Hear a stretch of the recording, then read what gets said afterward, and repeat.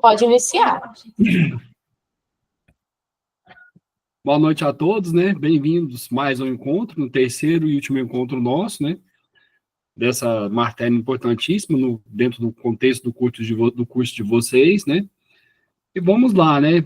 Como costumeiramente, vamos retomar um pouquinho do pensamento da aula anterior, né? Vamos dar prosseguimento à aula de hoje. Vou capturar vocês aqui, vocês me falem, por gentileza, se está aparecendo slides aí.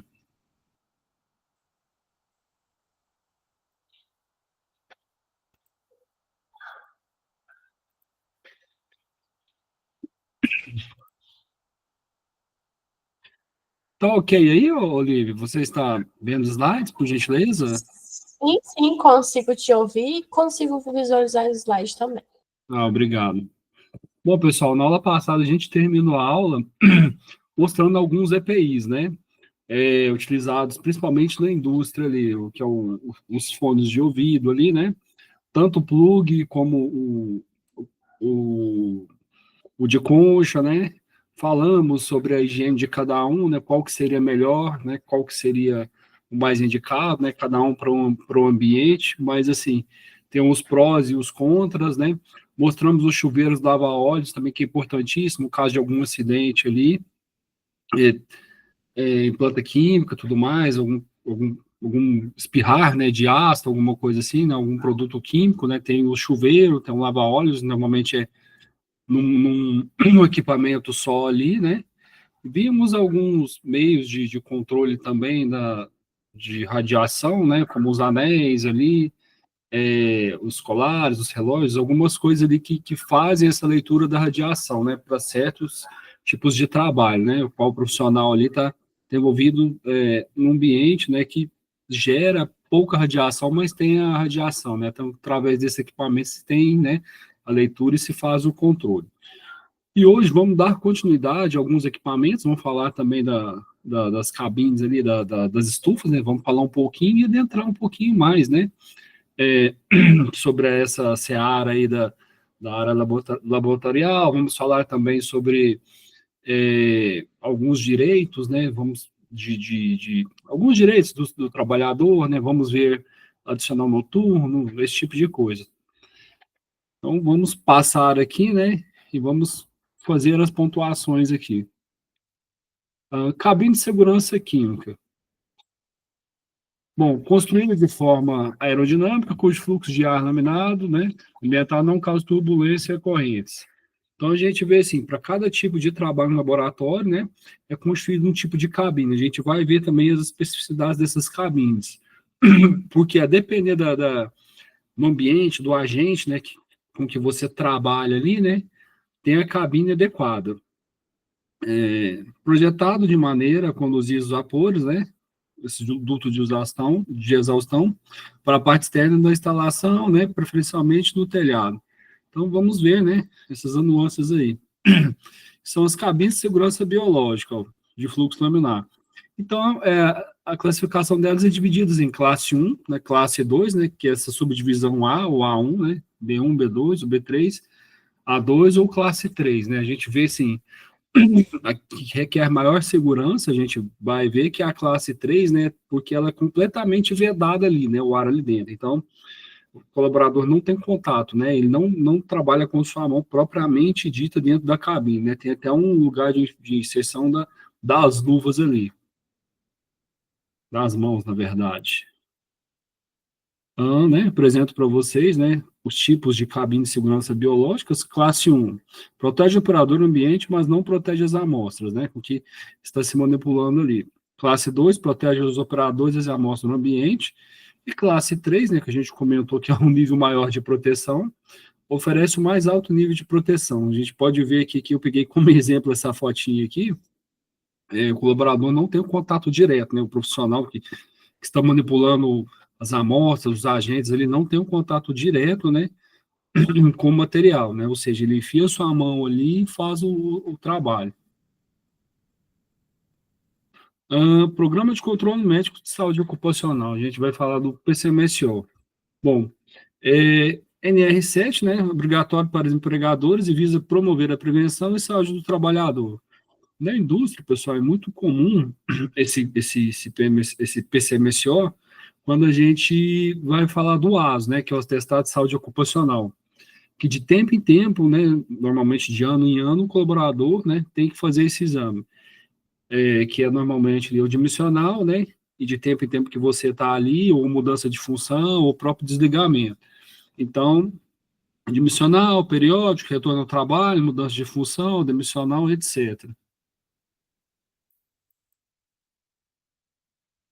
Programa de prevenção aos riscos ambientais. Ó.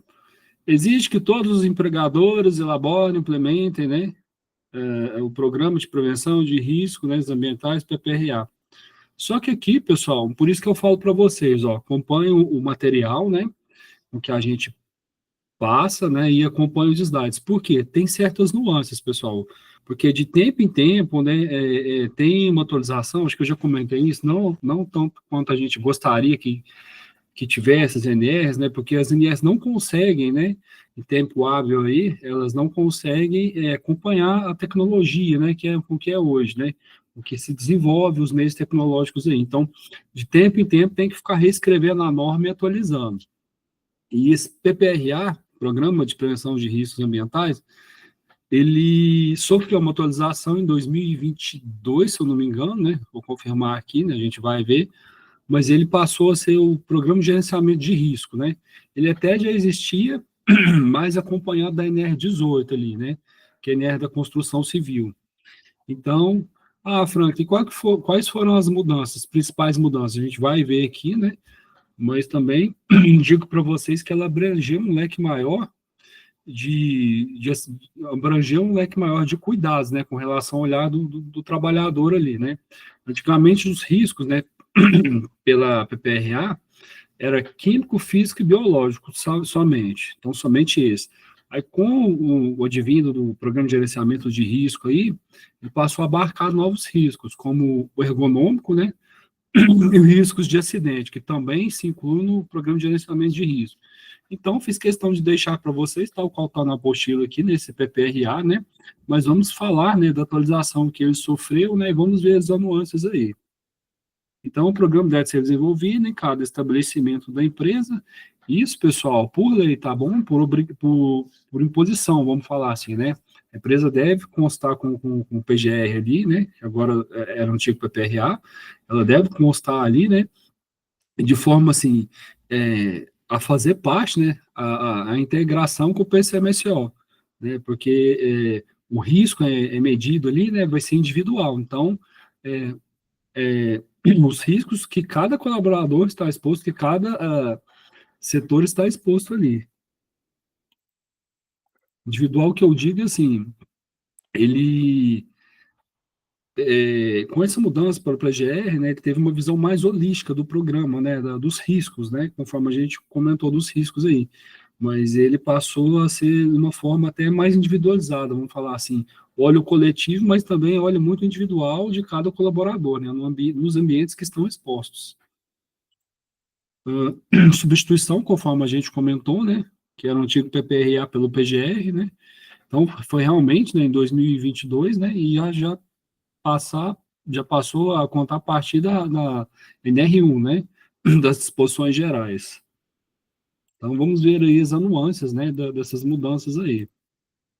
A substituição, né, PPRA pelo PGR, né, então era o antigo PGR, né, então mudou para era o antigo PPRA, mudou para o PGR, a gente vê o que, ó, regulado pela NR1, abrange todos os tipos de riscos ocupacionais, conforme a gente falou, né, físico, químico e biológico, né, já abrangia pelo antigo PPRA, né, o indivíduo do PGR passou a mencionar os riscos ergonômicos, né, e os mecânicos de acidentes, enfim.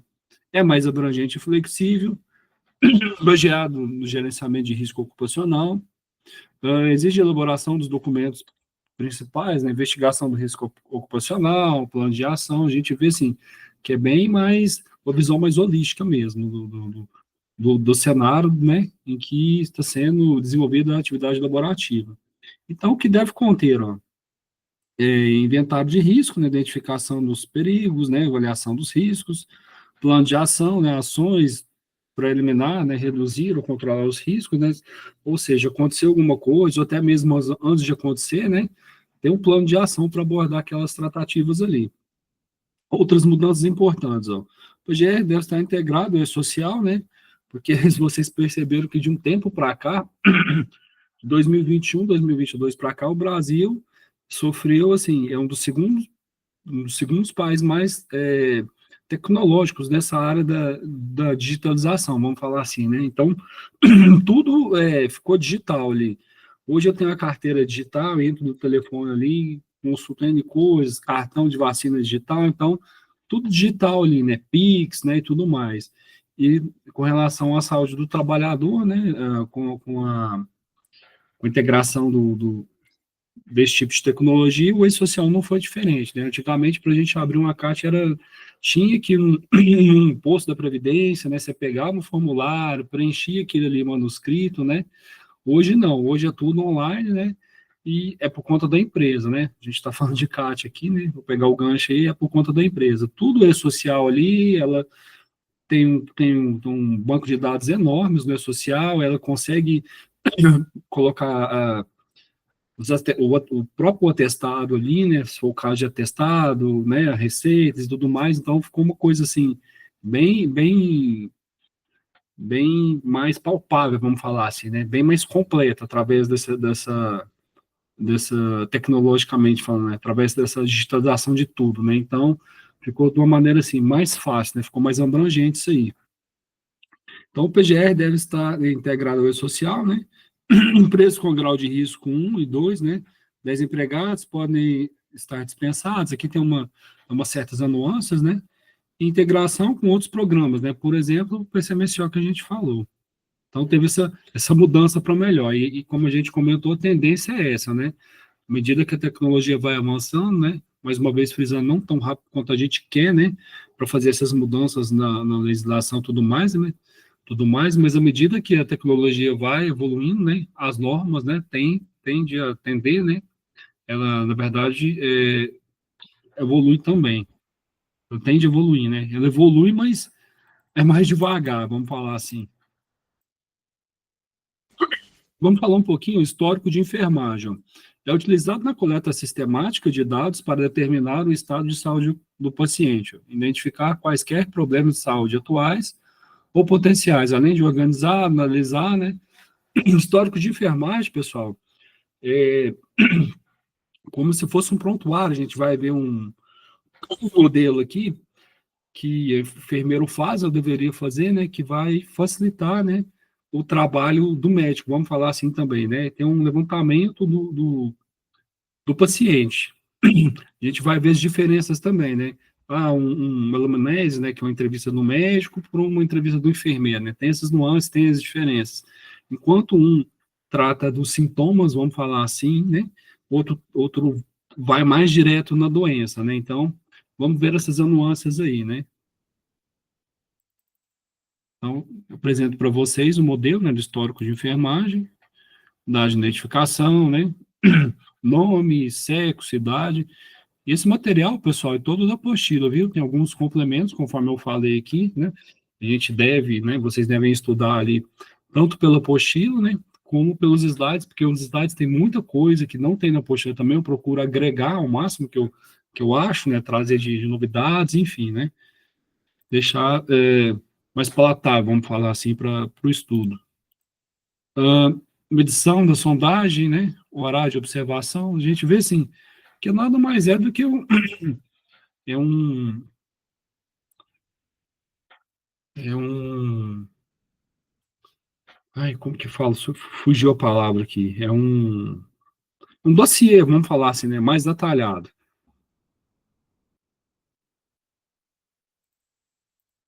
Uh, Sono e repouso, né? Descanso noturno. Acordar à noite, sim, não, né?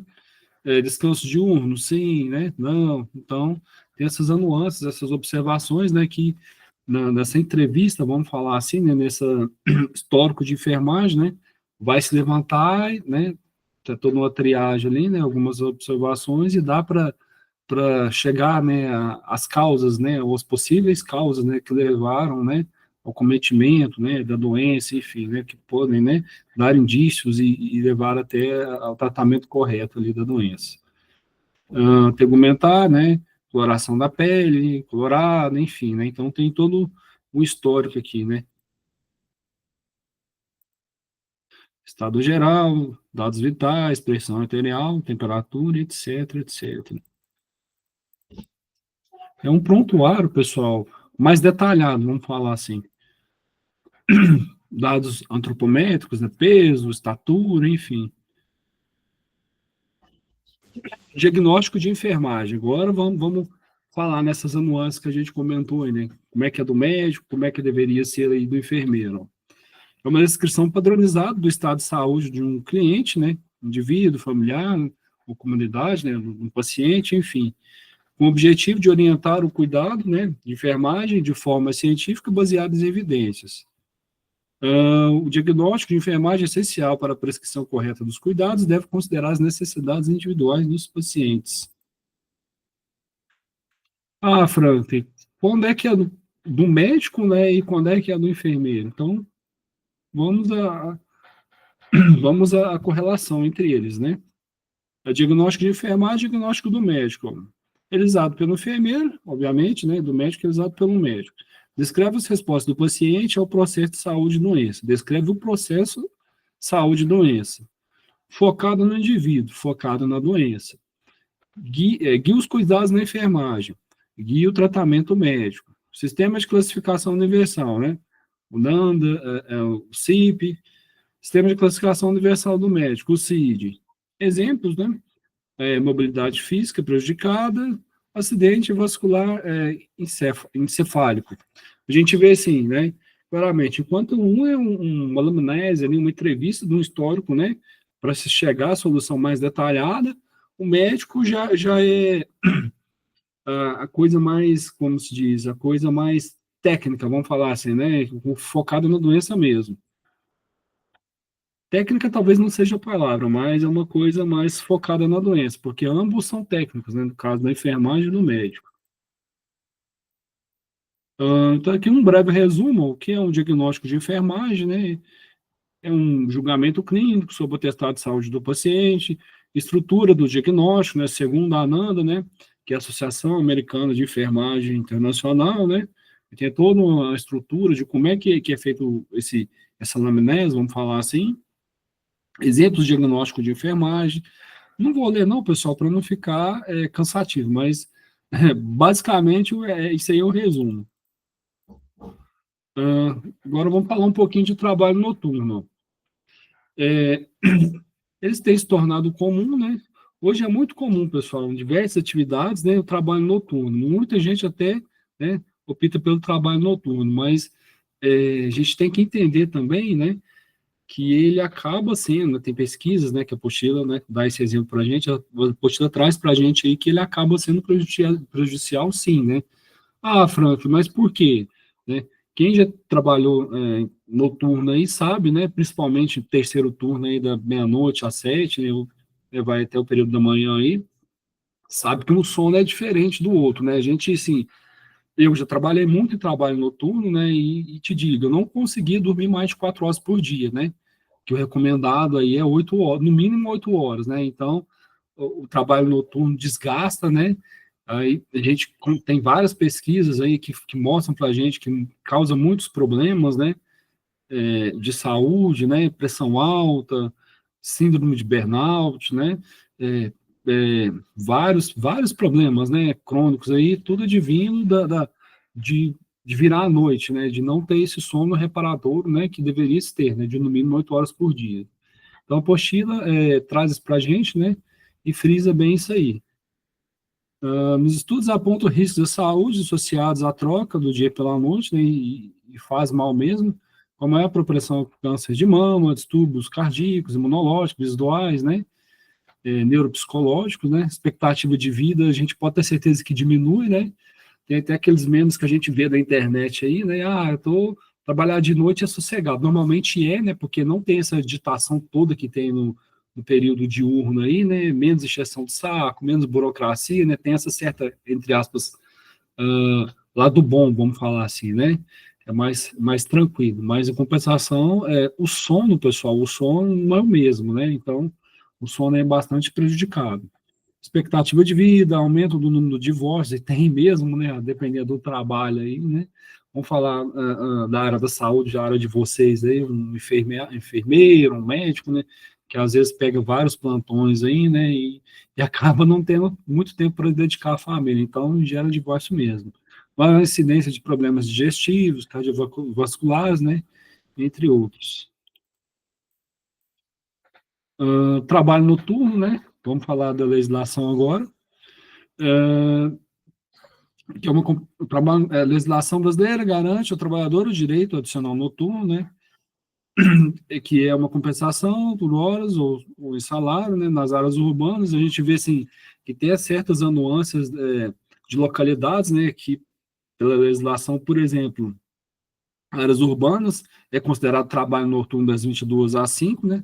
Na lavoura, das 21 às 5. Ah, Franklin, por que na lavoura? Porque no campo, né? No campo, seguir assim, pela luz do campo, vamos falar assim, né? No campo, o dia parece ser maior, né? Vamos falar assim. Na pecuária, entre 20 e 4 da manhã, na zona urbana, a hora noturna, né? Deve-se pagar um acréscimo de no mínimo 20% sobre a hora diurna. Esse adicional ele deve refletir na folha, e vem na folha, pessoal, aquele acréscimo, né, no noturno, que não é tanta coisa, né? Diga-se de passagem, às vezes não compensa, né, você trocar a saúde ali, né, por esse adicional noturno. Hora noturna. Então, a hora noturna tem essa diferença também. Atividades urbanas é 1 hora, né? Para a hora noturna, não, é 52, né, minutos e 30 segundos. Ou seja, cada hora noturna sofre uma redução de 7 minutos e 30 segundos, ou ainda 12% sobre o valor da hora diurna. Já para, olha para vocês verem o tanto que é assim, né? Legislação é uma coisa que às vezes a gente olha e fala assim, né? Ah, tem umas certas nuances engraçadas, ó. Atividades rurais, a hora noturna é considerada 60 minutos, né? Não havendo, portanto, a redução como nas atividades urbanas. E a gente vê que na pecuária tem a diferença. Então, a legislação, assim, a gente vê algumas coisas, vê outras, e às vezes, né, a gente acha engraçado. Então, intervalos, ó. Trabalho noturno também deve haver intervalos, né? Intervalos, né? Ou seja, por óbvio, né? No mínimo. Jornada de trabalho de 4 horas sem intervalo, jornada de trabalho superior a 4 horas, não excedentes a 6 horas, intervalo de 15 minutos, né? Mas isso aqui, pessoal, isso aqui é só para ter uma diretriz, né? A gente fala assim, tem legislação, né? Mas a gente usa do muito bom senso, né? Então, legislação, por conta de definição, de ter uma coisa clara, é 15 minutos, mas nada impede que você faça 20, né? Meia hora, né? 10 minutos, vamos falar assim, mas o mínimo é 15, para efeito da legislação e, assim, para efeito de saúde mesmo, né? Jornada de trabalho excedente, às 6 horas, intervalo de no mínimo 1 hora e no máximo 2 horas. É o bom senso, pessoal, é o bom senso do trabalho noturno, né? Quem trabalha de trabalho noturno sabe que às vezes é tanto quanto desgastante. O sono é muito difícil, pessoal, o sono é complicado, o sono não é o mesmo. Trabalho noturno da mulher, né? A hora noturna das atividades urbanas deve-se pagar um acréscimo de no mínimo 20%, né, sobre o valor da hora diurna, exceto em condições mais benéficas previstas em acordo, em convenções e etc. Ou seja, pessoal, se me perguntar, Frank, eu me deparei com isso aqui na apostila, trabalho noturno da mulher. Aí eu pergunto para os senhores, tem diferença trabalho masculino e feminino, gênero, tem diferença na questão do oferir o pagamento ali? Pergunto para vocês, tem diferença? A resposta é não, não tem, né? Isso aqui é um parâmetro que antigamente, antes da Constituição de 88, tinha certa diferença sim, mas após a Constituição de 88, né, não tem essa diferença de gênero para homem e para mulher, né? Salvo exceções ali que às vezes a gente vai ver aqui, salvo exceções gestante, lactante, né, que tem essas nuances, mas não tem diferença, pessoal, remuneração do trabalho masculino e feminino noturno. Coloquei, como diz, um resuminho aqui para a gente ver isso melhor. Então, a legislação brasileira, a antiga, fazia as distinções. Antigamente tinha, né, antes da, da, da Constituição de 88 ali. Depois, não. Então, hoje paramos os séculos é o seguinte, ó. Trabalho nas horas urbanas, que a gente já viu, das 22 às 5, né? Hora noturna, lavoura, 21 às 5, né? E todos recebem o adicional mínimo de 20%. Então, não tem diferença, né, para ambos os sexos. Hoje. Com exceção do que a gente falou, né? Uh, com exceção do que a gente falou. As questões das gestantes, né? E lactantes.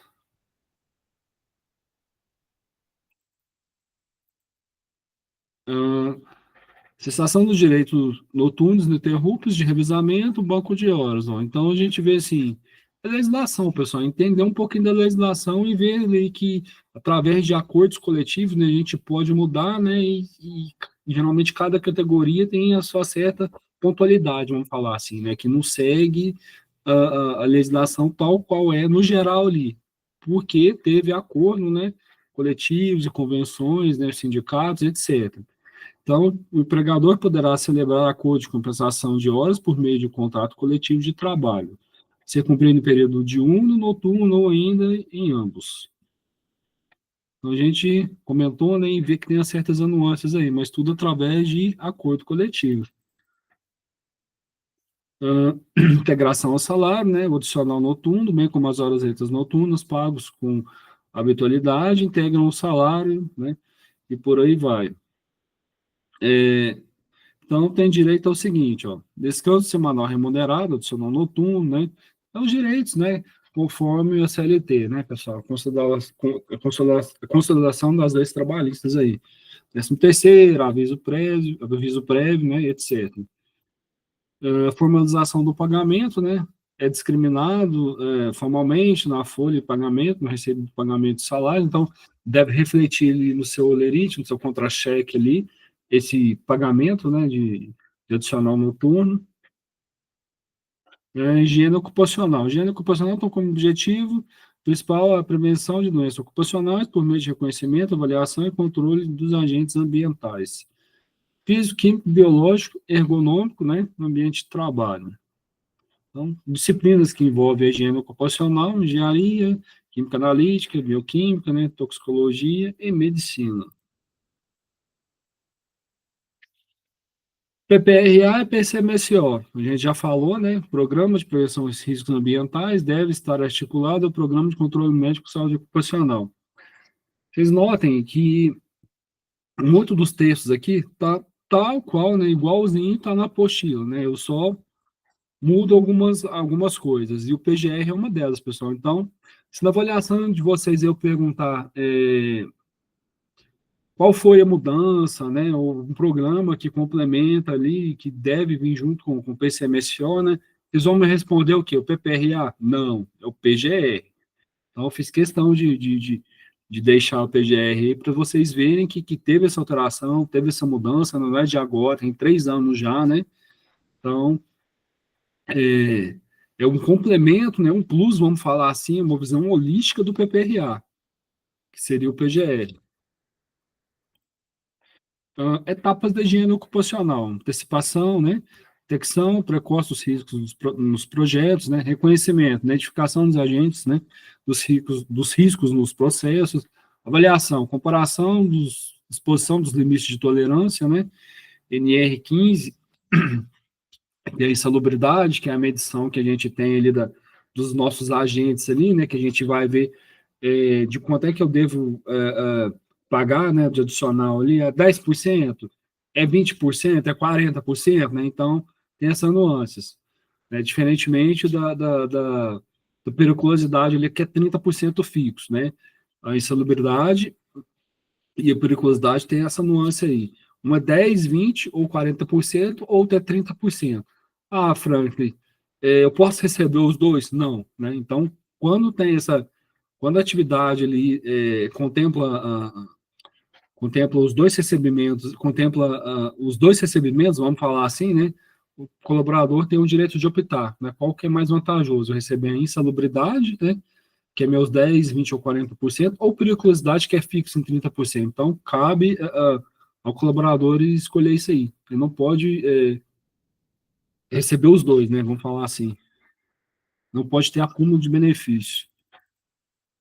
E a gente fala na área da segurança que a gente nunca deve, assim, né? Se alegrar porque está recebendo insalubridade, né?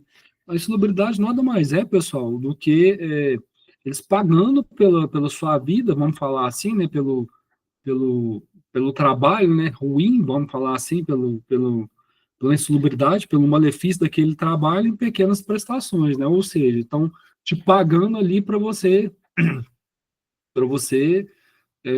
ao longo da sua carreira laboral, ao longo do seu tempo ali, né, tratar uma doença, né, que provavelmente você vai ter, né, do que você está mexendo ali, manipulando, né. Então, a gente fala assim, a gente nunca deve ficar alegre, estou recebendo insalubridade, mas se a gente for ver, né, a fundo a insalubridade e for pensar na insalubridade ali friamente, a gente vai ver que está recebendo, né, para tratar doenças que futuramente, né, possivelmente a gente vai vir adquirir aí. Então, é uma compensação, né? Uma forma de falar, não, você vai ficar doente, eu vou te pagando a mais, né? Então, você se planeja para ficar doente, vamos falar assim. Então, não é nada legal. Mas é previsto em lei, né? Tem que se pagar e tudo mais, mas não é motivo de orgulho receber insalubridade, não. Limite de tolerância, né? NR15. Vamos falar um pouquinho aqui do som agora, né? Dos limites de tolerância, aí a gente vai ver que a gente tem a NR15, que fala muito ali na questão da salubridade nos limites de tolerância, né? Que é a legislação brasileira, as normas regulamentadoras, e a gente tem a normas de higiene ocupacional da Fundacentro, né? Que às vezes são até mais restritivas, né? No quesito ali os limites de tolerância, enquanto para um é um X, para outro é um pouco menos, né? Ou seja, o meu raio de ação ali para tomar medidas, né? No combate aquele, aquela potencial agravante ali do ruído, né? Pelas normas da higiene ocupacional da Fundacentro ali é menor. Então, eu já tomo a iniciativa ali do controle, né? Antecipadamente. Então, limite de tolerância e parâmetros que indicam níveis, né, seguros de exposição baseados em estudos, né? Então, pela NR, né, NR15 ali, os limites de tolerância, uma exposição, né, de 85 decibéis, uma 85 decibéis, 8 horas diárias, né, acima de 85 decibéis em 8 horas diárias, já começa a ser prejudicial para a saúde, né? Ah, Franklin, mas eu uso protetor no meu ambiente ali, às vezes não faz tanto barulho, ou tem que entrar no ambiente que faz barulho ali, é rapidinho. Esse rapidinho, pessoal, a gente acaba, né, se ferrando, vamos falar a verdade. Por quê? São fatores aí que a gente não vê, né, a primeiro momento, mas ao longo da nossa carreira laboral, ao longo do tempo, a gente vai ter aí o PAIR, né, que é a perda auditiva induzida por ruído. Então, a gente começa, né, um certo tempo exposto àquele certo barulho ali, a gente começa a ter perda, ficar surdo. Eu, por exemplo, no meu ouvido direito aqui, né, as últimas audiometrias que eu fiz, né, esse é o exame para verificar se tá legal a saúde do ouvido, eu descobri que eu tenho um pouquinho de perda, né. No caso, eu tenho quase que certeza que é fones de ouvido, né, e não é tão somente o trabalho, não, pessoal, tem que tomar muito cuidado com fones de ouvido também, né. A própria OMS, né, Organização Mundial da Saúde, recomenda que, assim, não ouvir mais de 10 minutos com o fone, por quê? Já começa a ser prejudicial, né? No meu caso, tenho certeza disso, que certo tempo da vida eu ouvi muito som alto, então veio se refletir agora, né? Conforme eu falo para vocês, ao longo da nossa carreira laboral, né? Ao longo do tempo aí, o fone a gente vai ver que é prejudicial. Então, limite de tolerância, né? 85 decibéis, 8 horas por dia, né? Dose diária. Exposição acima de 115 decibéis, né? Sem proteção, risco grave iminente, né? Por que grave e eminente? É grave, você vai ter perda auditiva ao longo da sua carreira laboral aí, ao longo da sua vida, né? Eminente, se não tratado, né? Se não tomada as medidas de proteção, aí, se não usar uma API, né? Se for de boa qualidade, né? Ou seja, se não tiver, né? A proteção correta que deve se ter. Controle de ruído, né? Norma de higiene ocupacional, que a gente comentou do Fundacentro, norma 1, né? Que fala para a gente dos limites de tolerância, fala do ruído, né? Medidas, né? Enclausuramento, redistribuição de máquinas, isoladores, né? Absorventes, EPIs, etc. Avaliação preferencialmente por dosímetro, né? Que é um aparelhinho que a gente usa, que ele mede ali as nuances do som, né? Que ele dá para a gente ali né, o quão alto está aquele ambiente, nível de ação, né, iniciados entre 82, né, e 85 decibéis. Acima de 85 já é obrigatório a EPI. Mas, pessoal, na engenharia de segurança do trabalho, né, na segurança do trabalho de uma forma geral, a gente não pode tão somente entregar o EPI. Porque vamos ser sinceros, vamos falar a verdade. O EPI incomoda, né? Muitas das vezes é incômodo mesmo. Mas o EPI, quando as medidas do EPC, né, equipamento de proteção individual, não contempla todo mundo, é necessário, né, se faz necessário, pela legislação e tudo mais, entregar o equipamento de proteção individual. E antes de entregar esse equipamento de proteção individual, a gente passa por um crivo, né, a gente tem que pensar, né, na segurança, assim, eu consigo eliminar o problema? Eu não consigo eliminar. Eu consigo substituir um problema? Né? Por exemplo, a gente está falando de ruído, vamos dar o exemplo do ruído aqui, que é clássico. Eu consigo eliminar o ruído? Não. Eu consigo substituir o problema? Tem uma máquina muito barulhenta, um ambiente muito barulhento, eu consigo dar um jeito naquele ali? Não. Eu consigo tomar medidas administrativas, eu consigo colocar aqueles colaboradores expostos àquele ambiente em menos tempo, eu consigo fazer um rodízio de pessoal ali? Não. Então vamos pensar na medida da engenharia ali. A máquina é barulhenta, né? Eu consigo enclausurar aquela máquina, eu consigo montar alguma barreira ali em torno do meu barulho? Consigo mudar de lugar a máquina? Não. Me sobrou o quê? O EPI. Já que o EPC não conseguiu contemplar as medidas coletivas necessárias, né? O melhor dos mundos seria, pessoal, se nenhum colaborador usasse EPI, né? Mediante ao risco que do seu labor ali, mas não tem como, é impossível, né? Vamos falar assim, só quando for máquinas efetivamente, né? Então, a única maneira de atenuar isso aí, minimizar a gravidade do acidente, vamos falar assim, né, se ele ocorrer, é o uso do EPI. Então, EPI, lembrando que ele não, pessoal, ele não impede o acidente, ele impede que o acidente seja mais grave, né? Às vezes, sem o EPI, o acidente é fatal. Então, como exemplo aqui, né, a gente falou do ruído, né? Pegando um gancho aqui, né, para falar um pouco mais dessa área de segurança, né? A apostila traz aqui para a gente, né, os controles, né, as medidas de controles aqui, né, a decibelagem, vamos falar assim, né, quão alto, né, por norma, o som pode ser prejudicial, né, até quando ele é prejudicial ou não. Ruído de impacto, né, que é considerado menos de um segundo de duração, aquele pá, pá, então menos de um segundo, né, ruído de impacto. Limite de tolerância, né, 130 decibéis, o outro 120 decibéis, acima de 100, 140 decibéis, né, sem proteção, risco grave, né? A NR17, a NR da ergonomia, né, conforto acústico, também fala dos ruídos, pessoal. A gente acho que já falou na primeira aula, né, que as NR se conversam, uma complementa, acaba que complementa a outra. Então, pela NR17 da ergonomia, ruído aceitável até 65 decibéis, né? Então, curva de ruído máximo de 60, né? Ou seja, a partir de 60, ele já tem que tomar minhas medidas de ação ali, né, para não deixar extrapolar em 65. Medição deve ser feita próxima à zona auditiva e tórax do trabalhador. Então, vamos ver um exemplo aqui. tá a foto, né? Tá essa foto, tá a foto do site, né? Que eu peguei a foto, né? Tá a fonte. Então, às vezes vocês vão ver até na área da saúde ou qualquer outro ambiente laboral, o colaborador, né?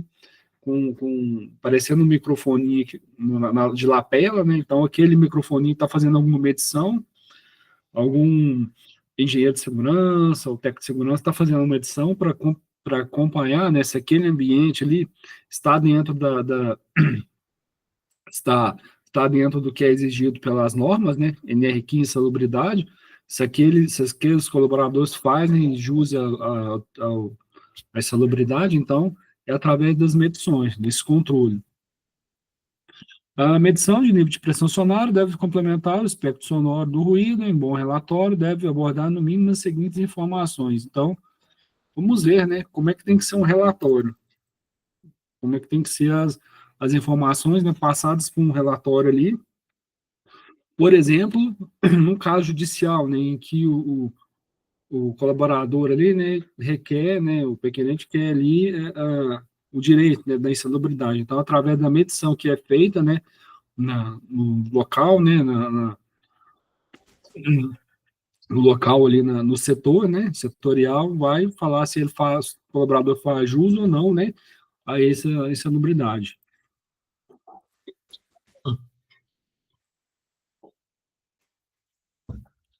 Então vamos ver algumas definições, ó. Nível sonoro, leque, por espectro, 1/3 da oitava em decibéis, ó.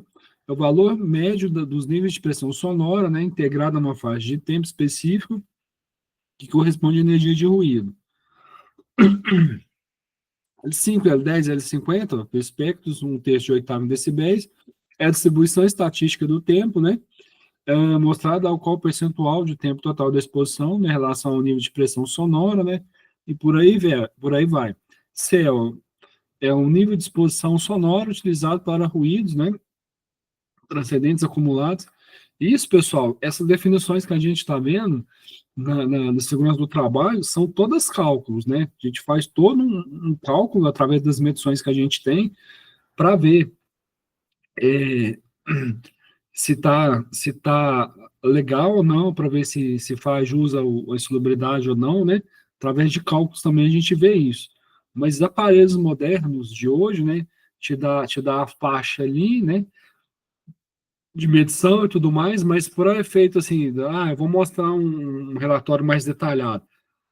Normalmente é através de cálculos. Então, as medições que eu tenho ali, né, eu faço os cálculos e os cálculos mostram para mim, né, como é que está esse limite de tolerância, vamos falar assim. O pico é o nível de pressão sonora mais alto, né, medido instantaneamente, que ocorre durante o tempo de avaliação. O leque por escrito no oitavo em decibéis, mostrando os valores de leque e ruído existentes no local, né, avaliativo para qualificar o ruído, em comparação às curvas isofônicas. A curva de avaliação de ruído apresenta os mesmos valores do item anterior, porém linear, né, decibéis linear. Evolução dos níveis máximos medidos em decibéis. Indica os máximos valores medidos pelos equipamentos, segundo a segundos, para os valores totais.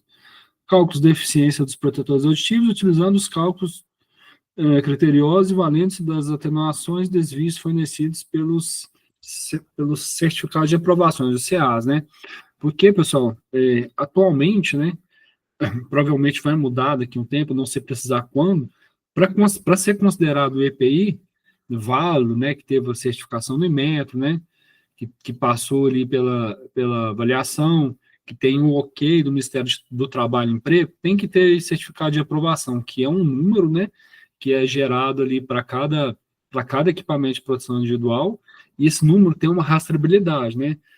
Depois quem tiver curiosidade, tiver algum EPI em mãos aí, vê que ele tem lá CA, né, tem uma numeração, e através do Consulta CA ou Consulta EPI, que é um site, você consegue jogar aquela numeração ali que você tem no seu equipamento de produção individual, né, e ter toda a rastreabilidade do seu EPI. Você vai ver o fornecedor, você vai ver o material, você vai ver a validade, né, você vai ver o fabricante, então você tem todo um histórico ali, né, do fornecimento do EPI. Vamos para a próxima agora. Nível sonoro equivalente, ainda sobre o leque, ó. O valor médio dos níveis de pressão sonora representa a energia de ruídos e determina o período essencial para avaliações acústicas. Ó. Medição desse nível verifica se o ambiente é insalubre devido ao ruído.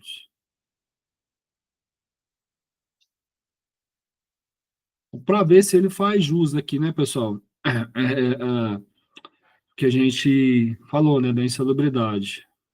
E deve constar, pessoal, vocês já devem ter ouvido falar ó, do PPP, Perfil Profissiográfico Providenciário, né? Conforme as exigências do INSS. Isso aí é um comprovante que a empresa entrega, né? E o colaborador e mostra que aquele tipo de trabalho que ele exercia era insalubre. Então, muitos dos trabalhadores que têm aposentadoria especial, vamos falar assim, que trabalham na indústria, que faz aquela atividade mais insalubre, né, até mais perigosa, tem direito a uma aposentadoria um pouco mais cedo, né, mas através desse PPP, o Perfil Profissiográfico Previdenciário. Vocês já devem ter ouvido falar que muitos colaboradores aí ficam doidos atrás disso aqui. A empresa fechou, né? Vou dar entrada na minha aposentadoria, né? Um dos papéis requeridos é esse PPP. Então, se a empresa fechou, o colaborador já fica louco, né? Correndo atrás da empresa, né? Correndo atrás de pegar esse PPP. A medição é feita com dosímetro, analisador de nível, sonoro em tempo real, né?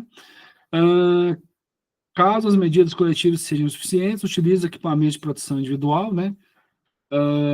Os EPIs com protetores auditivos, que a gente já comentou, né? Que o que a gente queria, na realidade, né, em muitos casos ali, era proteção coletiva, né, sendo eficaz, né, para todos ali, mas nem sempre dá, nem sempre é o suficiente, então, né, é obrigado, né, se adota os EPIs. Há dois tipos de protetores, né, que a gente falou, o fone e o plug, né, a escolha deve considerar conforto, eficiência, né, número de redução de ruídos. Ah, Frank, qual que é melhor? Depende, né, quem já comentou isso, tem uns prós e contras. O de concha ele é muito bom, a gente nota que há um cercamento do ruído maior, né? Que ele é melhor de higienização, né? Que ele é melhor de uso, né? Vamos falar assim, mas ao mesmo tempo é, ele melhora, assim, entre aspas, de uso, ele limita um pouco, né? Os movimentos da cabeça, né? Ele às vezes esquenta muito, incomoda, né? Mas ele é um bom EPI. Enquanto o de plug, né, ele tem uma inserção completa ali do ouvido, né, o tampão do ouvido, o tamponamento ali, ele fecha por inteiro, né, ele não incomoda tantos movimentos, né, ele não esquenta tanto quanto o outro, né, em certos ambientes ele é muito bom, mas tem esse lado da higienização ser difícil, né, porque você suja o ouvido de cera, você tem que colocar o plug no canal auditivo, que já é mais ruim, né, então às vezes corre o risco de você trocar dos lados de ouvido, trocar o plug trocar os plugs de ouvido, colocar em ouvidos diferentes, né? Corre um risco maior de se pegar uma infecção, vamos falar assim. O que o pessoal faz? Dá um nozinho, né? Em determinado ponto ali, falar, o ponto com o nó aqui, um nozinho no plug ali, né? Do lado do plug, é usado no ouvido direito ou esquerdo, né? Tem essas nuances desses EPIs aí, mas aí vai conforme a postura traz para a gente ali, o conforto e a necessidade do uso ali, né? Onde vai se usar e tudo mais.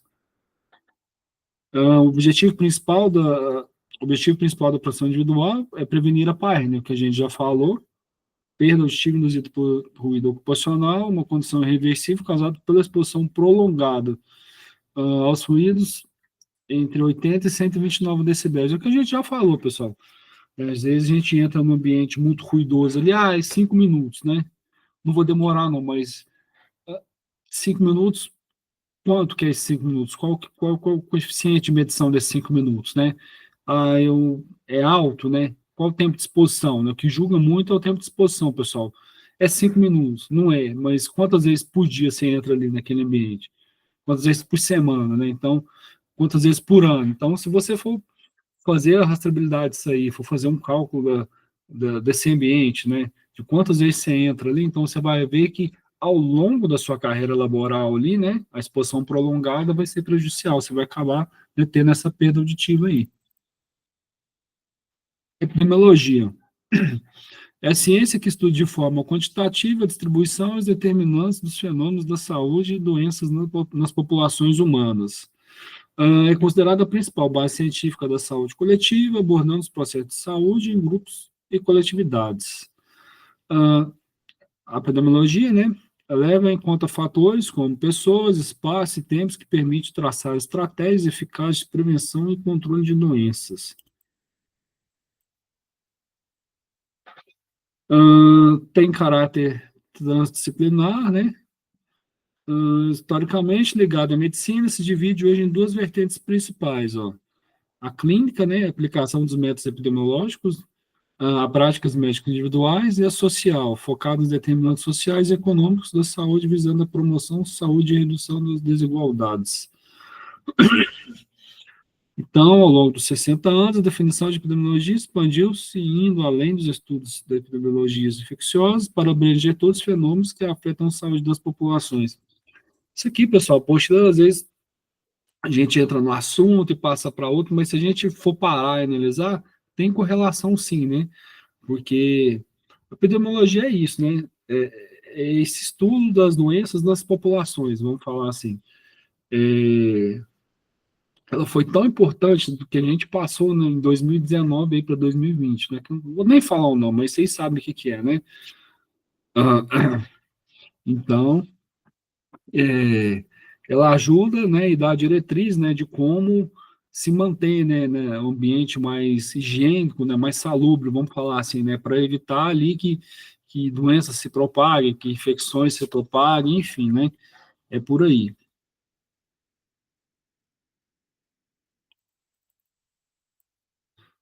Metodologia da investigação epidemiológica, ó. Segundo Pereira. A epidemiologia utiliza predominantemente a lógica intuitiva, partindo de dados específicos para formular generalizações. Ó. O principal objetivo da epidemiologia é identificar padrões de ocorrência de doenças, os fatores que determinam ou condicionam. As hipóteses epidemiológicas são fundamentais para orientar a coleta de análise de dados dentro de um marco teórico que permita comparações dos resultados. Ou seja, pessoal, conforme a apostila traz para a gente aqui, ela é bem mais abrangente. Por quê? Fatores econômicos entram nisso aí, pessoal. A gente acha que não, mas se a gente for pensar, qual que tem mais chance de adquirir certa doença? Vamos falar assim, né? Por falta de higiene, né? Questões epidemiológicas, enfim. Aquele pessoal de um bairro mais abastado, vamos falar assim, né? Que tem todo um saneamento, que tem toda uma estrutura, ou o pessoal da periferia, né? Vamos falar assim, que mora em condições mais precárias. Por exemplo, as comunidades, vamos falar assim, né, que às vezes o esgoto corre a céu aberto ali. Então, vocês veem que o ambiente econômico, né, influencia diretamente nessas questões de doença, pessoal, nessas questões epidemiológicas aí. Definição de caso na epidemiologia, busca padronização para garantir a comparabilidade, né, diferentemente da clínica, e valoriza o individual do paciente. Então, tem essas nuances aí. Medidas de, medidas de morbilidade. Ó. O que é esse morbilidade, pessoal?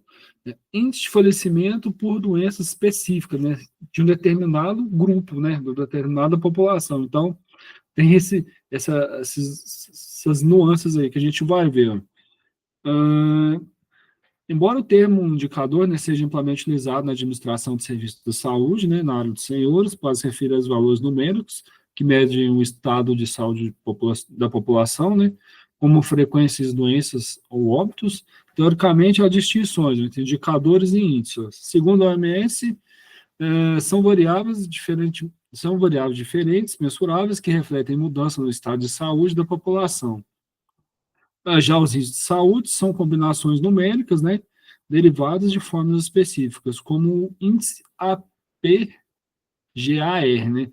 Esse índice, pessoal, vocês podem pesquisar, é o índice ali de recém-nascido, né? O índice de como tá, como se comporta o recém-nascido. Então, eles olham o quê? Aparência, né? Pulso, as feições, né? Atividade, respiração, né? São um dos indicadores, né, de morbimortalidade. uma palavrinha meio complicada de se pronunciar certo aqui. Mortabilidade. Mortalidade. Eu estou pronunciando errado. Mortalidade. Mortalidade. Agora saiu. Então, não existem indicadores positivos consolidados na área da saúde. Ó. A saúde costuma ser medida pela ausência de doenças e mortes. Como, por exemplo, ele traz esse indicador para a gente aqui, né? APGAR, né? É o índice que avalia a vitalidade dos recém-nascidos, a gente já comentou, com base em sinais clínicos, né? Aparência, a respiração, o pulso, né? A face, ali, enfim. Altos índices de altos índices de altos índices de mortabilidade, né, revela deficiência do serviço de saúde e ajuda a identificar necessidades da população, tanto em termos de prevenção quanto atendimento especializado.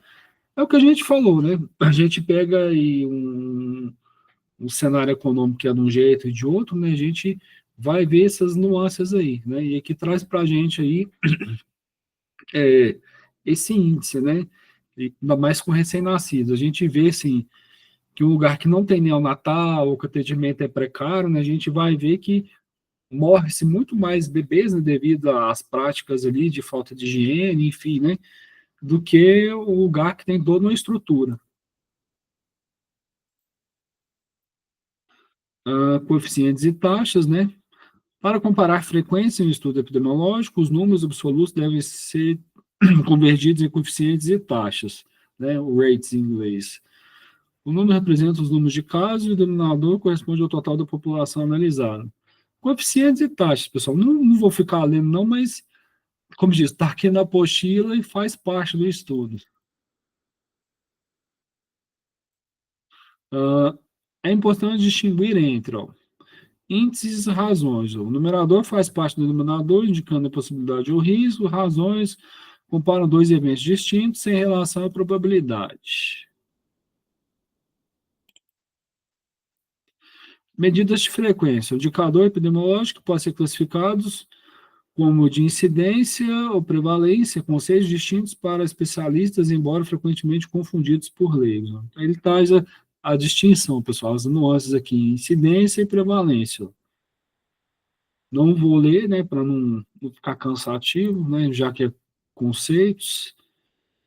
Esses dados são obtidos por meio de enquetes, sistemas de vigilância epidemiológica, conforme orientações das autoridades de saúde. E por aí vai. Epidemiologia aplicada. A principal aplicação da epidemiologia tem sido o planejamento de serviços de saúde, né?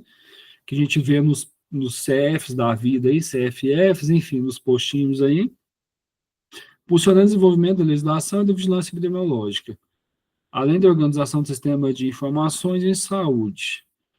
Além disso, a epidemiologia se ramificou em áreas específicas, como epidemiologia ambiental, né?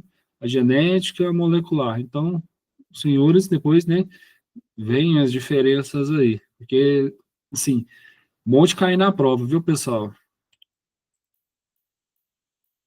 Toxicologia, ó, é caracterizada de uma é característica de uma molécula química composta por produzir uma doença, uma vez que alcança um ponto suscetível dentro ou na superfície do corpo. Por aí vai. Crônica, este é um termo será usado em constante este é um este termo será usado em contraste com aguda ou significado de longa duração. Quando aplicada a materiais que podem ser inalados, absorvidos através da pele, né? Será referido como períodos prolongados ou repetitivos, exposição de duração média em dias, meses ou anos. Então, né? Crônico, vamos falar assim, a definição de crônico. Local, este termo se refere ao ponto de ação de um agente e especifica em que ação ocorre o ponto ou área de contato. Essas definições, pessoal, já vou dar a letra para vocês. Guarde essas definições porque vão tê-las na prova, tá bom?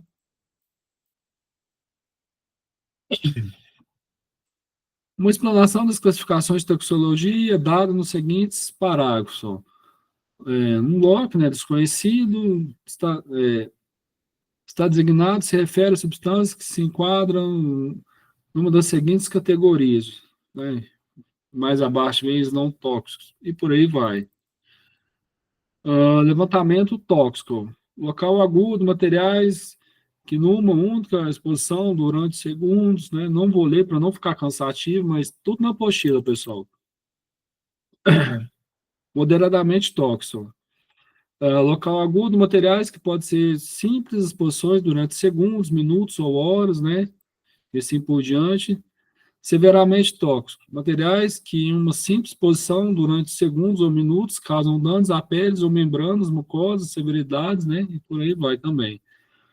Exames médicos de saúde ocupacional.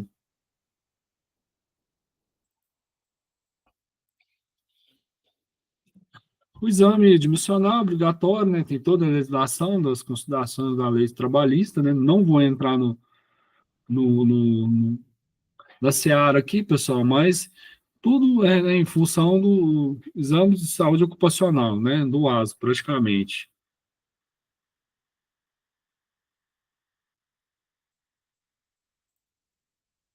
Exame demissional, né, realizado no desligamento do trabalhador, também não vou ler, pessoal.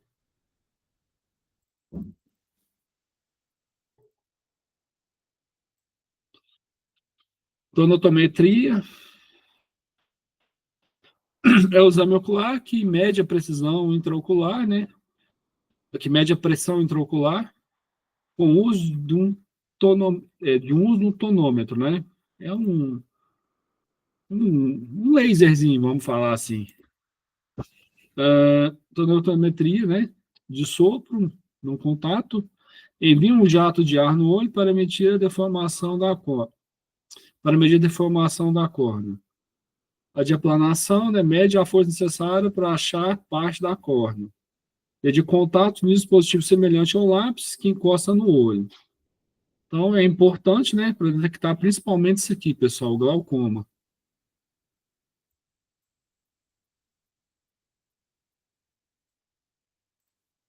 E é isso, pessoal. Se alguém tiver alguma dúvida, né, choro, murmúrios, lamentos, quiser comentar alguma coisa, né, o pessoal não está online, mas fica aí meu agradecimento, né, e espero que vocês estudem, né? Principalmente essas definições, porque vão estar na prova sim, né? E, e façam igual conforme a gente veio falando desde a primeira aula aí, né? Peguem o material, né? Peguem a apostila ali e peguem principalmente os slides. Por quê? Nos slides tem muito resumo, pessoal, né? Tem muita coisa grande ali na apostila. Eu procuro resumir e deixar mais fácil, né? Para se guardar as informações ali, né? Então, muito obrigado, né? Para vocês vão assistir a aula depois. Muito obrigado pela presença de vocês, né? E até uma próxima. E continue o curso, pessoal, porque vão fazer toda a diferença na vida de vocês, tá bom? Que fica meu abraço. Estou aberto aí às dúvidas, né, pertinentes aí que vocês quiserem me mandar por e-mail, enfim, né? Obrigado, pessoal.